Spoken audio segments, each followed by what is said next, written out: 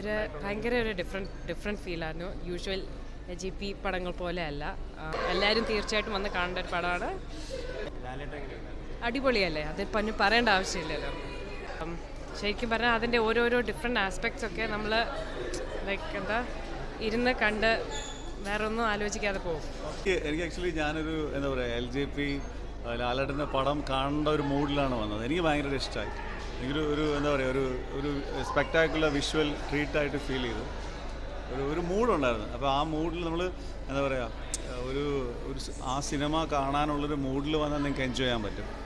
നിങ്ങളൊരു എന്താ പറയുക നിങ്ങളുടെ ഉള്ളിലുള്ളൊരു സിനിമ നിങ്ങളായിട്ട് ക്രിയേറ്റ് ചെയ്ത് വരാതെ എന്താ പറയുക ലൈക്ക് ഈ ഒരു മൂഡിൽ വന്നാൽ നിങ്ങൾക്ക് ഈ സിനിമ നന്നായിട്ട് എൻജോയ് ചെയ്യാൻ പറ്റും. എനിക്ക് നന്നായിട്ട് എൻജോയ് ചെയ്യാൻ പറ്റി.